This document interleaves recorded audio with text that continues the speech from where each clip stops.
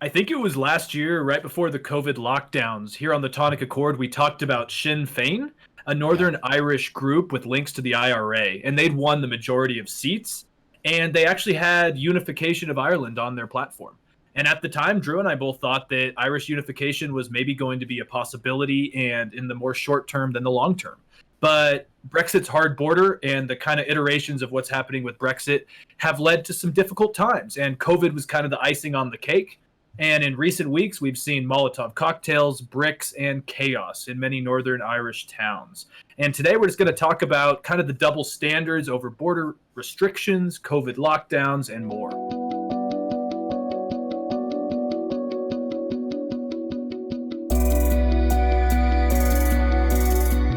So, Drew, I hope all is going well for you, my friend. I just wanted to start out with this quick little economist quote that I think sums up maybe the root of this issue, but obviously there's a lot going on here. But basically, there's kind of a lot of division and chaos and rioting in Northern Ireland over the last month. And The Economist says here neither Brussels, nor Dublin, nor London, nor Belfast was prepared to create a hard border on the island of Ireland. So Mr. Johnson created one instead in the Irish Sea between Great Britain and Northern Ireland. This helped explain a week of rioting earlier this month. Resentments fester, and as the 100th anniversary of Irish independence nears, reunification may be far. So, man, it looks like it's been tough. You know, you kind of have the mixture of COVID, Brexit, and just kind of this hyper division inside of Northern Ireland. So, what are your initial thoughts on this?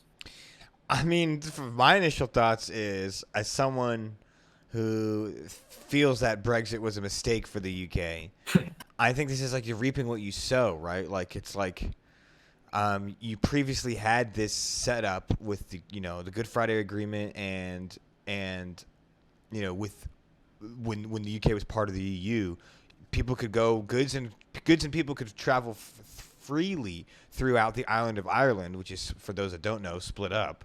And if you don't know that, you should probably brush up on that before we talk more about this topic. But yeah, so there was it all working out for a while as far as the border between the two Irelands, and now it's like I feel like, yeah, like this is what you get. This is what you get when you do Brexit. Yeah, it's gonna be weird now, and if you don't want to have a hard border on the actual island, which for historical reasons would be very contentious, and not only historical cultural reasons, but also economic reasons.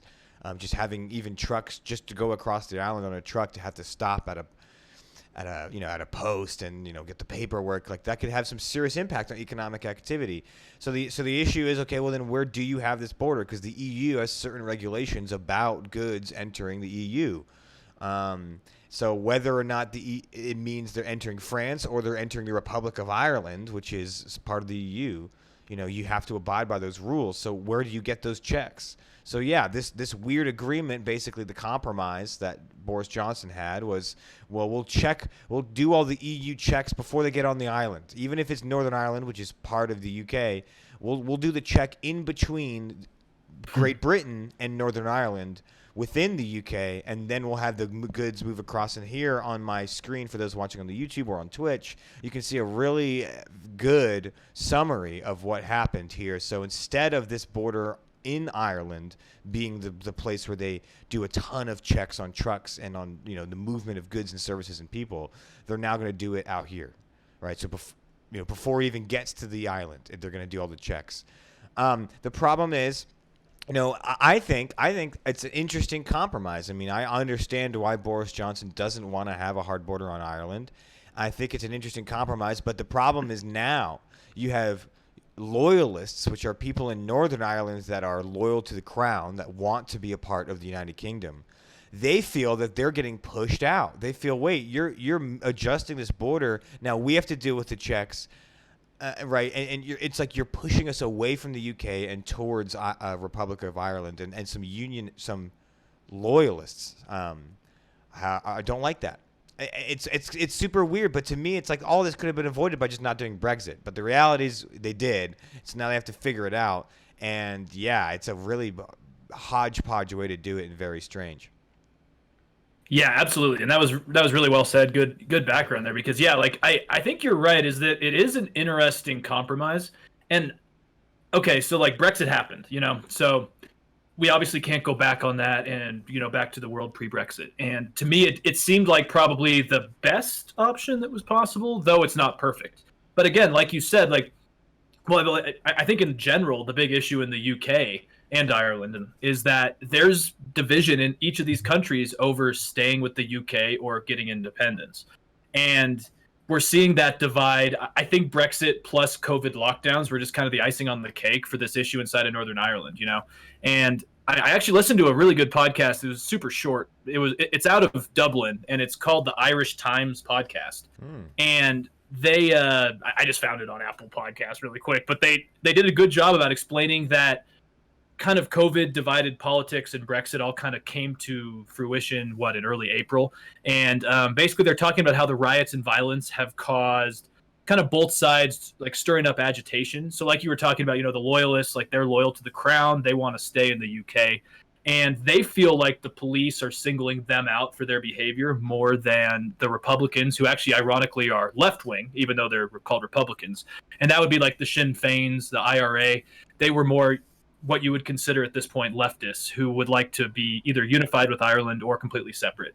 And I guess the leftist Republican IRA sympathizing Sinn Fein people basically went to a funeral for a powerful IRA member who died a couple weeks ago, and there were no enforcements over the lockdowns for this, and there was not a lot of repercussions for them violating the protocols.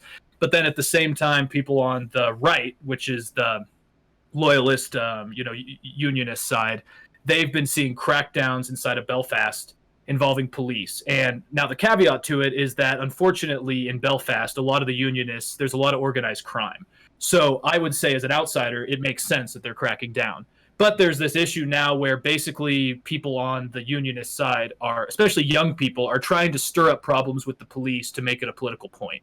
And that's kind of where this issue has gotten bad, is because you have just so much division and so much actually kind of pain and loss. And like, honestly, I don't understand personally, but I could understand why some of these people, especially in Belfast, where I've heard just parts of it are bleak, I guess you could understand why they feel like the cops are singling them out. And it just seems like there's a lot of anger and frustration that's been venting, or they're venting now. And between this border issue and with COVID lockdowns and this police issue, it's kind of just come to fruition with this.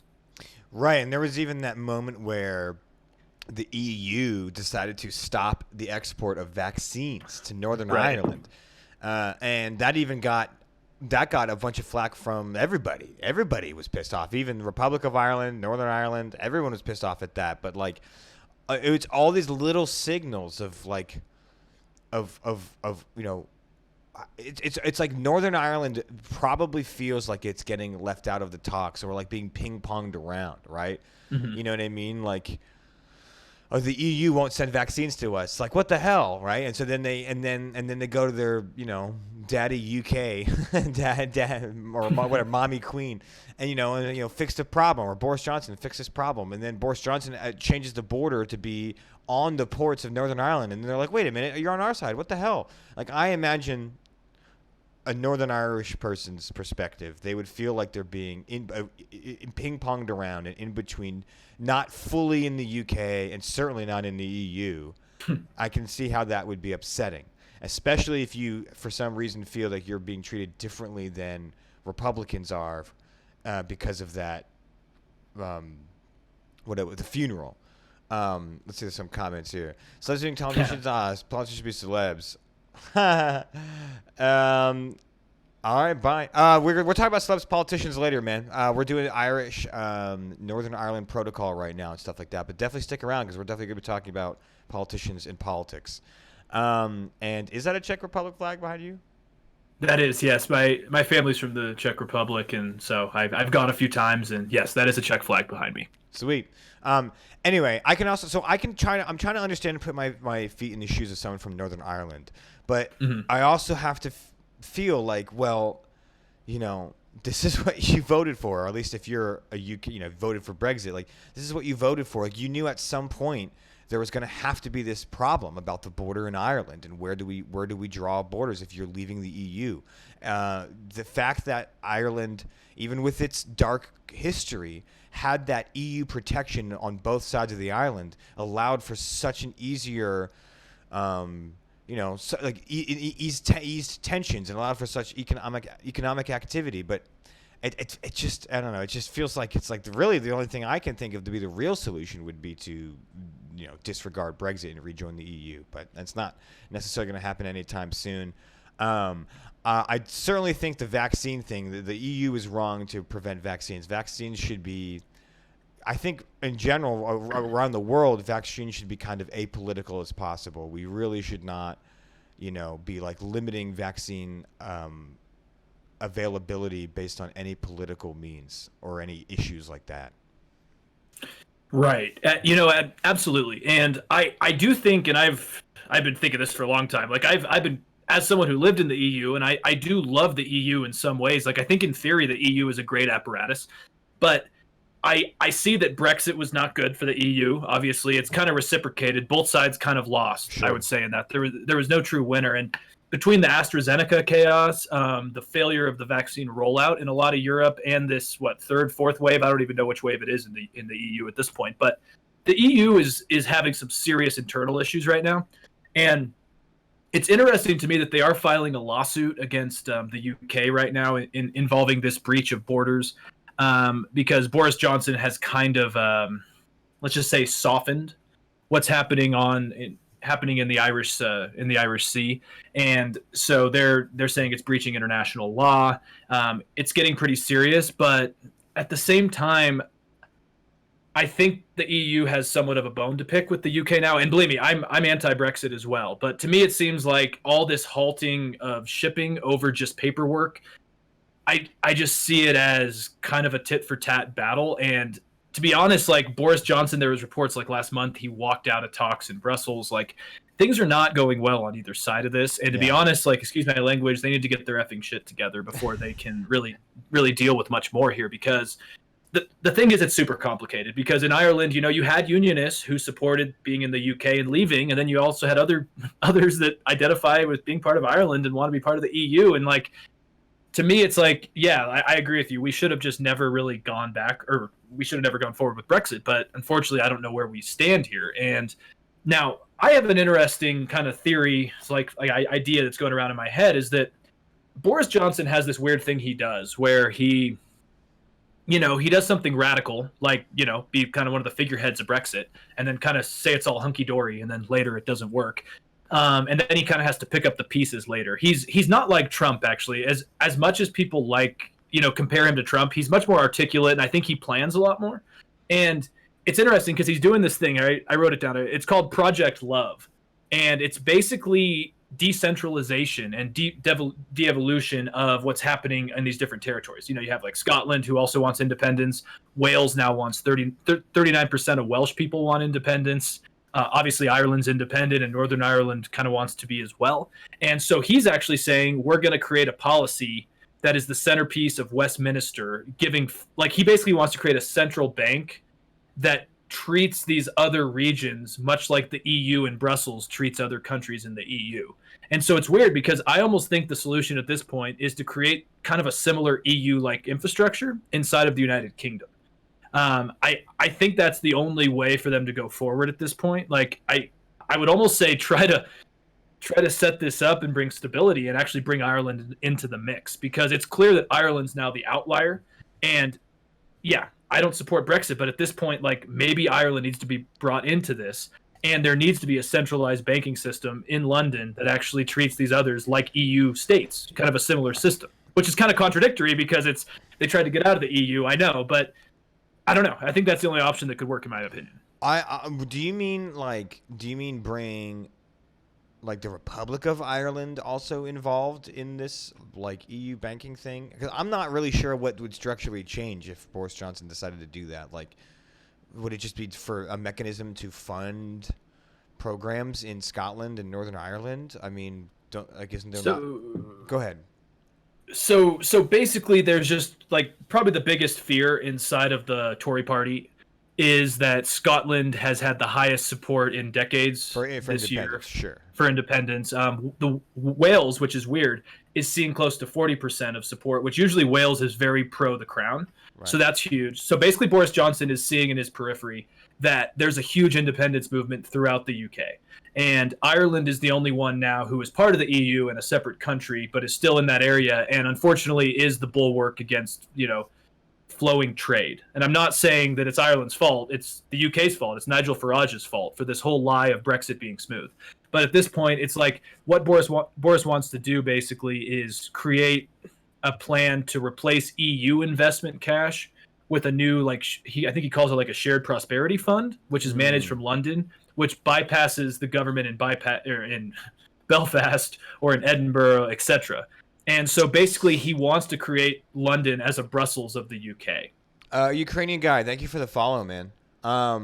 That's interesting. I don't know, but like, that's weird though, because if it's a funding mechanism that's supposed to be good, but if it's bypassing Edinburgh and Belfast, I don't think that's gonna make Edinburgh feel more like that's gonna. I feel like it's gonna drive people to be more independent more. Do you know what I mean? Like, wait, now they have all these funding programs, do we have less say involved? I mean, again, I'm not sure the intricacies of what Boris Johnson wants to do, but it does. I don't know if that's gonna work. And the irony is that it's like a small scale EU that you just left, right? It is strange, but certainly, I mean, you had that Economist article about the United Kingdom breaking down, and yeah, that certainly has to be a worry of Boris Johnson's, is the increasing percentage of people that want independence, the people that are remorseful for voting for Brexit. I'm unclear how many people that is.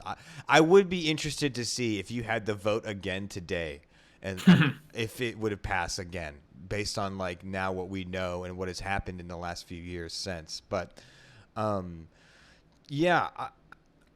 that's a weird thing that Boris Johnson is going to try to do. I don't know how that's going to play out. That sounds very strange. I don't actually think it's like, I understand the contradictions of it. It's just like, for me, the big issue is Ireland and Northern Ireland, right? And like, I think there needs to popular or not, Brexit has happened, and I don't see that being overturned anytime soon. And I'm just thinking out loud here that it's like, it seems like the only way to make this more efficient would be to kind of have an EU, but like a UK, like an actual United Kingdom that operates, like deregulated, but also still has a central body in London that and bypass might not be the right word, because like obviously if Edinburgh or Belfast or Cardiff or any of these other, regional capitals have needs, they're not going to be just completely ignored. But I like, because this shipping issue right now, in the Irish Sea, I think that's what they call it, right? The Irish Sea. Yeah. Mm-hmm. I just don't really know how it's solved at this time, because the EU is holding their ground, the UK is holding their ground, and yeah, I don't know. Well, I mean, let's be real. It's not like I mean, the vaccine thing that the EU decided, the Article 16 vaccine thing, was a mistake. That was really messed up. So screw you, EU, for that. However, it's not like the EU is like, entrenched. Like, this is just the same regulations everyone else would have to deal with. You just decided to go, you just decided to leave the EU, so now you have to deal with the border. Like, you know what I mean? It's not like the EU is doing extra things to come and extra regulate Ireland. It's just regulating Ireland like they would regulate any other trade coming in and out of the EU. And so I see it as more of the UK's fault. And then on top of that, this problem is, you mentioned, right, something about Boris Johnson softening the regulations in the Irish Sea. And what I believe you're referring to was the fact that a lot of these checks and regulations go in at a certain time, and it's continued to be delayed. And then now the next delay was supposed to go in March, and Boris and the UK decided to delay it till October. And that is what the EU is saying is violating international law. Like, you can't just delay the establishment of a regulation just because you don't want to do it. And then there is this weird clause about, I'm still trying to fully understand what this clause is, but UK and EU leaders Oh wait, no, that's not the wrong spot. It's something about like if it's not to the benefit of if there's economic strife or something like that, they can stop this agreement. Do you know more about that? Let me try and find where that is. I do not. I do know what you're talking about. Where like it seems like it's kind of loosely being held together. I mean, that's like obviously I don't I am not going to even try to be an expert on this, but it seems like at the end of the day, like what Boris Johnson did. Because let me see, I wrote it down here as well because it is confusing. It is quite confusing, kind of how this whole thing works, and I think that's actually the crux of the problem here is that it's super confusing, and the Brexit people marketed this as something better. You know, let me while I'm looking that up, the one thing I just did want to say about Brexit in general is that the problem with Brexit is it was ethno-nationalism and anti-immigration policies that fueled this movement. And then once it actually gained steam, Tory politicians and people like Nigel Farage, Boris Johnson, they actually kind of had to create policies after the fact. Right. So this was never like a policy-driven movement. It was an emotional immigration-based like identity movement. And then they had to kind of justify, well, the NIH, the National Institute of Health, it'll be better, it'll be cheaper, which it's not. There's just all these things where they didn't understand the intricacies of this action before they did it. I'm actually not finding that specific on that. But that was what I did see, was that basically Boris Johnson was extending this deadline, and he was basically violating the early treaty between the EU and the United Kingdom, Right. and that seems to be the big issue here. Now with the vaccine, which you mentioned, it's interesting. I did a catching up on that like a couple weeks ago, not about the UK, but more about Italy and Australia.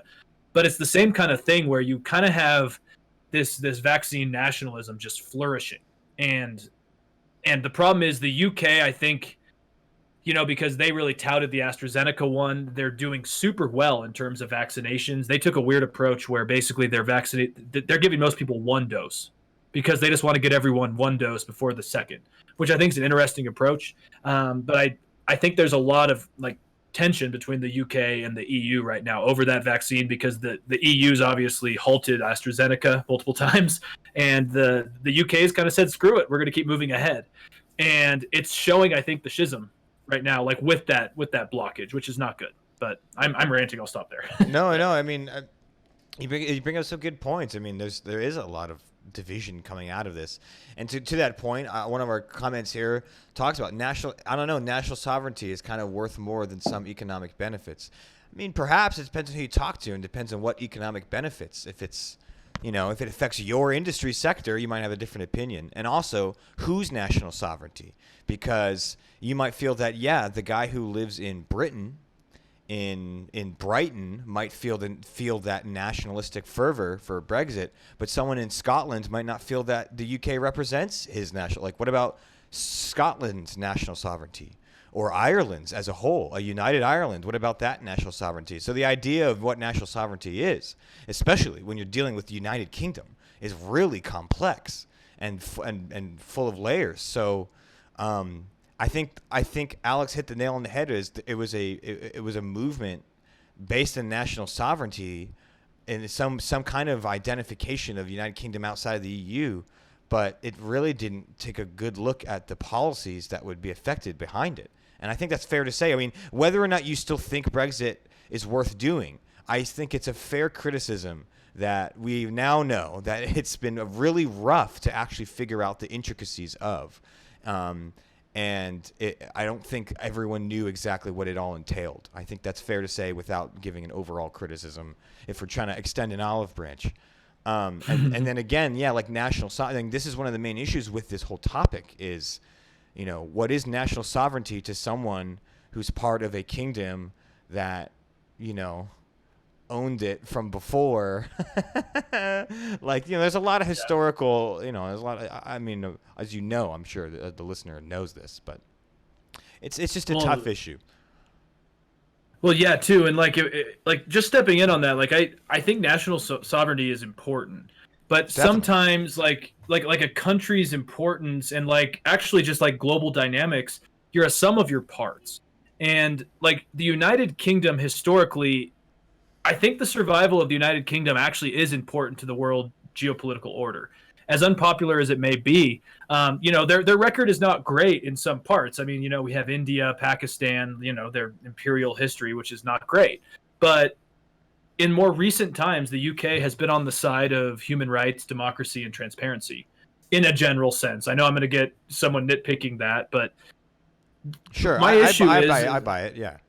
right. But my issue is like an independent Scotland or an independent England or an independent Wales. What happens when they pipe up, for support of Hong Kong independently?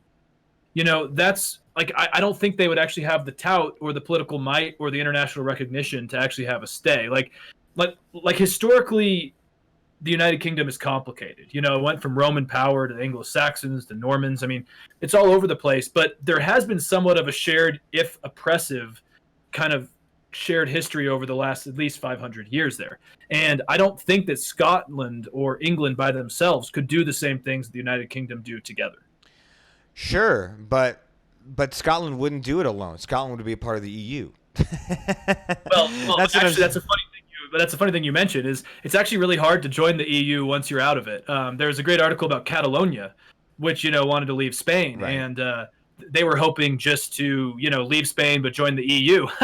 It's actually really hard actually it could be easier for the UK just because they're not in the EU anymore. But it would be really hard for like a Catalonia, for example, to join the EU. If Spain is also in the EU, because right. there's a lot of political tensions inside of the EU. There's voting that would need to happen, decision making on a higher level. It's actually really hard to join something once you've left it. And so that's what I'm saying is that if Scotland is on its own for a few years or England's on its own for a few years, it could be an upward battle for sure. Of course. Oh, certainly. It would be probably a lot more of this of trying to figure out. So, you'd if like, let's say like Scotland left, right? Then you'd have the same problem of the border between Scotland and England. Okay, now you have all these checks and all this stuff. All that economic activity between those two countries would be halted for a while. I mean, of course, it would be disruptive. But Absolutely. So that's why I don't think anyone should have taken the disruptive spot in the first place. Amen. But yeah, I do think that like the idea of national sovereignty is one that is changing, and it's also the national sovereignty to do what, right? Is it the national sovereignty to just like it's like the idea like the whole Brexit thing, national sovereignty of like, okay, do you mean like you said immigration? So it started with a lot of like, we want to be able to decide who, the limits on migration and decide who comes in and out of our country. That's one argument. But if it's the national sovereignty to, not regulate in industries that pretty much need regulation, right? Like things we all agree need regulation. I imagine, with the oil industry, right? With BP oil spill, we all could agree that there needs to be some regulation in the oil industry. If you're saying, well, we want to leave these regulatory bodies so that for national sovereignty, but also just so we can get away with things without being regulated. Like, I don't know. I mean, it's a national sovereignty to do what? You can't just. I feel like you can't just claim national sovereignty to just get away with stuff. Like, oh well, I'm in my own nation, so I can do what I want. Like, I don't think that's the world. That's not how the world works anymore. In fact, I hope that we get more global as far as how we hold other nations accountable. So absolutely, yeah. So the national sovereignty is tricky, but of course, I do believe in a certain extent of national sovereignty. I do believe that peoples have a right to govern themselves. Peoples have a right to decide their own destinies as a group and as a society, and should not be governed by another society. That's why the UK is so tricky, because depending on who you talk to, they might feel that that's the case for them. Someone in Ireland might feel that they're being governed by another society, depending on who you talk to. No, that's a really good point. And I again, like I've always thought that nationalism or national sovereignty or whatever you want to call it on paper is not bad. But there's two types. Like in my opinion, actual nationalism would be, we're France. We get a lot of money from the EU. It's better for our people, and also it's better for our entire country's safety if we did have a conflict with something like, say, Russia.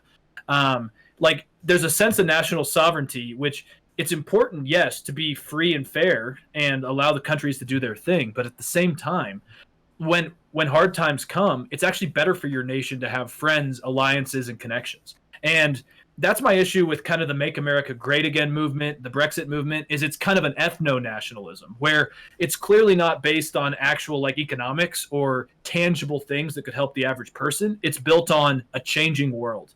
And and that's my big issue with Brexit is there were people like there were reports of people they were trying to deport from the UK. I remember reading that had been born there, but they looked different. And see that was one of the big issues of I think a lot of the ethno kind of identity based Brexit movement and also Make America Great Again in a lot of ways was, you know, it wasn't like actually let's look at our alliances and check out what's good for us and what's bad for us. It was like there's certain countries and places that we culturally don't identify with, and the world is changing and we don't really want to be part of that. And that's my big issue is the world's kind of grasping with, do we want to be a global world or do we want to be a shut off world that still is afraid of the other?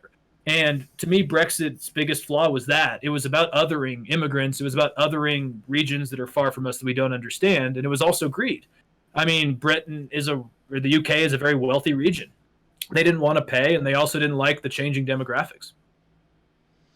And it's also about othering themselves, right? Yeah, like True. othering themselves off in their little island. We're already global for many decades. I agree. Yeah, that's an interesting conversation too going on in the chat about global governments and national sovereignty around this. And I think Brexit, it was reactionary, like you said. Brexit was a reaction to a changing world instead of a well thought out plan based on the policy changes. It was a reaction to a gut reaction to a changing world. And like say here, it was like we're already global for many decades. I think that's true. And I think that, you know, that's not to say that the EU is without criticism, right? Of course we want to criticize, you know, large governing bodies that decide things for tens of millions of people. We should always be critical, a healthy dose of criticism and skepticism of any large government. But to act like to act like something like the EU is somehow against progress, because if you look at European history and how deadly it was not that long ago, right? 50, 60 years ago, or actually now 70 years ago, you know, oh gosh, now 80 years ago, we had World War II. Man, I get my math. But just to say, the first half of the 20th century had, you know, the most violent and divided era in European history, even on top of all the medieval stuff. And then after that, probably some of the quietest, I mean, save a few Balkan areas, but probably some of the quietest, the least violent period of European history immediately followed that because of apparatuses like the EU. Absolutely. I think both of us could agree that actually more multinational global alliances bring stability, not less. And it's something that we seem to forget during good times and need to remember during bad times. I just wanted to really quickly address just that he disagree. One of our knock my mic over. Disagree on MAGA. 99% of the people I know from that movement aren't ethno-nationalists. There's a great book called Strangers in Their Own Land, and it's about Middle America and how Trump appealed to kind of a white identity politics about how a lot of people were feeling lost, left behind, and people like Steve Bannon actually stoked up this ethno-nationalism that then Trump took a hold of. And so maybe 99% of MAGA people are not racist, but there was an ethno-nationalism there that it's kind of this lost view of like, I'm a white person and I'm seeing people around me that are different. And that was a big key part of the Bannon movement that now he's in Italy doing the same thing. So yes, I would stand by what I said, that MAGA was a lot of ethno-nationalism. Yeah. Sorry, that was heavy. It's good. It's just like a couple different conversations going on, but I like it. I like the participation from the chat, certainly. And yeah, so I mean, let's just, how about we wrap this one up because we can get into celebs and politicians. Absolutely. But yeah, I mean, look, I mean, if we're going to talk about a compromise, maybe the EU can like lessen. The problem is if the EU lessens up on its regulations in this area, then other parts of the EU are going to be like, why don't we get the same treatment? You know, so the EU has to treat it like everyone else. Like they have to treat this border as if it's any other border of outside the EU and in the EU. That's the only way they're going to be fair. I think the problem, really, like the buck lies with Boris Johnson of how he's going to do it. And how he's going to do it is this Northern Ireland Protocol, but he risks pissing off loyalists or unionists, I guess, or you could also say, in Northern Ireland. Is it worth it? I mean, can he just kind of weather the storm? Maybe, but he's certainly hodgepodging together. It feels like he's putting Band-Aids on wounds that will probably reopen soon, and I think it's because of Brexit. Absolutely. Absolutely. I agree. And what do you guys think? We covered a lot in here, went off on some, a myriad of tangents, but put it full circle. So let us know what you think. And as always, we are on here, Twitch, live streaming once a week, usually about 5 p.m. on Tuesdays. This week's a little different. I'm getting my vaccine tomorrow. So just in case I get knocked on my ass, wanted to get this done before. But anyways, you can find us on Podbean, Apple Podcasts, iTunes, YouTube, all that jazz, those third-party sites. And please tell your friends. If you disagree with us, great. If you agree with us, great. Join us. It's a big umbrella here. Take care. Yeah.